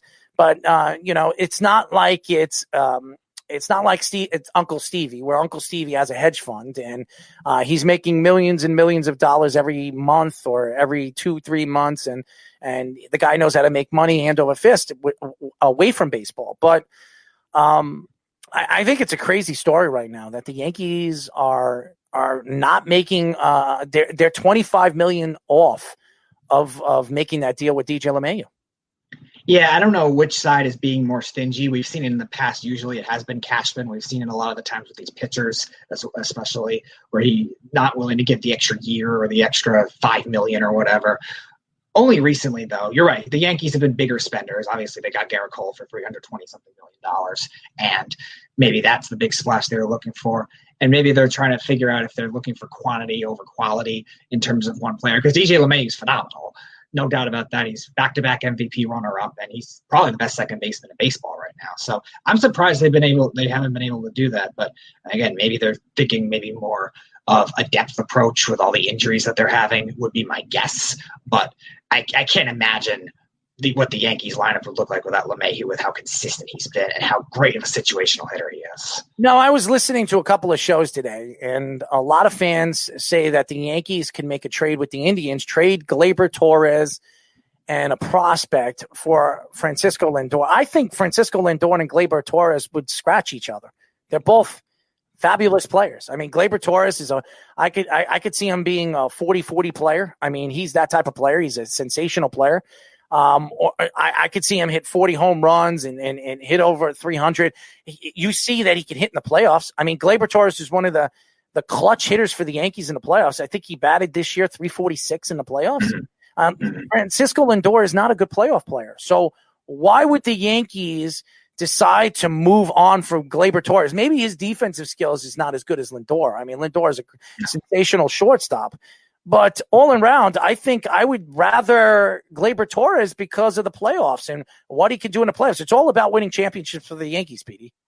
Yeah, I think also you got to factor in if the Yankees are going to make trades, depending on what happens with this free agency, they might want to save that trades for the starting pitchers more than they want to trade for Lindor, because the Yankees have a lot of depth. They have a lot of youth. We know that already. Assuming they sign LeMahieu, they will still have that level of star power that we expect out of them. Lindor, to me, it's a luxury. It's a great player. I still think he's the best shortstop in baseball. But you're right. Gleyber Torres is not far behind. Now, could it be maybe the injury concerns of why they're thinking about shipping him? Maybe that's the thing. But if they were going to gamble on that kind of thing, I'd rather go after a pitcher from the Yankees than go after a hitter. And that kind of pitcher has to be available, too. So I don't know if there's anyone. Blake Snell's the biggest name we've heard, who's a nice pitcher, but is he a top 10, top 15 pitcher that you want to gamble on trading Gleyber Torres away for? I'm not so sure about that. And how about the Mets? So you're looking at the Mets right now. They got their catcher now. McCann is their catcher of the future for the next 3 or 4 years. He's going to be their guy. They brought in May. What's next for the New York Mets? I mean, you're hoping at this point it's going to be bullpen guys. Liam Hendricks is a name I've heard a lot rumored around the Mets. I'm not so sure if I actually want him because as good as he's been for Oakland the last couple of years, one, he's also been injury prone. And two, like you were saying with certain other guys, he's terrible in the playoffs. Mm-hmm. We've seen Hendricks really implode in many different roles. He's started, he's closed, and he's had a lot of trouble. So I don't know if I necessarily want that. It sounds like shades of some of the other closers they brought in. You have these couple of nice years in a row, and then I start to worry about that. I kind of want more of those consistent type relievers, which I think they can have to an extent. But again, we've seen Diaz and Familia bomb, so now you're looking for guys to replace them, and that could be harder to find. May I like already, which is a good start. But I think there's definitely some other guys available that could be less money that they can go after. Maybe they go after quantity more than quality with that and hope maybe Luis Rojas manages it a little better than he has because he's definitely made some questionable decisions. And with Steve Cohen, he's going to be on the hot seat if he has a rough start to the season too. What did you think about the GM hire? I liked it. I think Arizona has been under the radar for a front office perspective for a while. Mike, I think until this year was a nice GM, and Jared Porter worked under him. And I do like that to an extent. And then he's got the big market experience too with the Cubs and the Red Sox. I wasn't thrilled by it, but I do like it in terms of making it different identity organizations and big market and middle market. Diamondbacks aren't really a small market. I think it's a good mixture of both and what the Mets should be looking to do rather than what we've been saying, thinking it's going to happen. The Mets will trade for everybody. Like you think Josh thinks. Well, Josh thinks the Mets are going to trade for, Michael Jordan to come out of retirement. I mean, everybody, come on. And I love Josh. I really do. Silverberg he's such he has a love fest for the New York Mets. He loves his teams, the Rangers and the Mets. He just absolutely loves them. The only problem with Josh is he's biased. He really is. He's biased because he thinks that the Mets are going to buy everybody. Trevor Bauer is not going to the Mets unless the Mets pay him $200 million. I don't see Steve Cohen opening up his pockets. You just gave McCann $40 million. You're probably going to go after Springer. George Springer is probably their number one target. You're going to have to pay him close to $200 million. So you're talking about that's $240 million right there. Plus the 2-year, $17-18 million with the May kid. So that's about $250 million. If you sign Trevor Bauer, that's almost $500 million. I don't see Uncle Stevie in his first season spending $500 million, Speedy. Yeah, again, I like Bauer as a player. I always think he has been a talented pitcher, even in certain years where he had a 4 ERA or high 3 ERA. But yeah, it could be that kind of market, him just winning the Cy Young Award is going to inflate his price no matter what. So if they're going to commit to Bauer, they have to really trust that they have everything else there, that these relief pitchers actually pitch like they were paid to pitch for, which certain ones haven't done that. And then the offensive depth too. You need it in today's game because one, there's a lot of injuries now. And two, with the analytics, we're seeing just more versatility as a whole. And the Mets have that to an extent. We saw Dominic Smith have a great year playing different positions. He arguably was the most consistent hitter on the team all year. Obviously, Jeff McNeil. So they have definitely guys that could fill that void. But now that they lost Cano, now that they lost a couple other players. No, man. Right. So they lost Ramos. So I know had a bad year. They replaced him with McCann. So they're going to have to make that up production-wise from everybody if they go all in on Bauer. So you're right. I see more of the options where I think they go after Springer and probably a couple relievers is the more likely case. I have been saying that for a while, but Josh doesn't want to believe me. But I have to say, Josh has been right. He mentioned the 4 guys that he thought that was going to get the GM job. He was right about one of them. He was right about McCann's the money thing. He said between $36 and $40 million with McCann. He was right about that. I thought he was going to get a lot more than that. So he was right about a couple of things. I'm not going to say that Josh Silverberg isn't right about some of the things that he says. I just think he's a little biased. That's what I think he is, because I know he's a Met fan and he wants to see Uncle Stevie open up his pockets. So do all the Met fans. But I have to say, what we've seen so far, the Mets have made the biggest splash right now here in New York in the offseason, bringing in a new owner, now a new GM, a new president. And now they're starting to bring in pieces that could help the Mets move forward as an organization. That's it for our show, ladies and gentlemen. By the way, the Weekend Crunch will be airing on 103.9, the LI News Radio Network, on Saturday at 7 p.m. Stay tuned for me, Josh, and Eric and Speedy, we're going to be mishmashing and doing our show like we always do every single week. So definitely stay tuned. We have a great show. We have a great lineup. So if you guys like to laugh and you like sports radio, you'll love this show. It's live every single weekend on Saturday at 7 p.m. If you're not here in New York and you never got a chance to listen to it, you can hear the replay by going to our website or going to our app by going. If you have an iPhone, you go to iOS, you go to the application store, WWSRN, or Android. If you have an Android phone, Worldwide Sports Radio Network. This show will be back next week. By the way. Go ahead. I was just going to say one more thing. You wanted me to check out Devin Kirkwood. Devin Kirkwood, according to a report from 24/7 Sports, did actually stay with UCLA. Devin throwing a curveball. Mm-hmm. Oh, Devin. Oh, we got to talk to Devin. Good old Devin. Always trying to make a splash. He stayed with Mr. Chipper.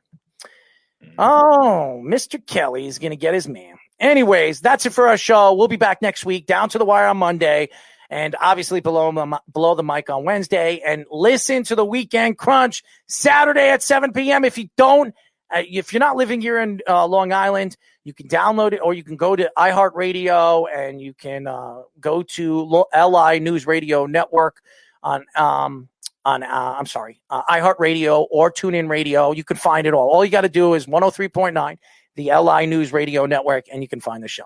Well, Speedy, that is it.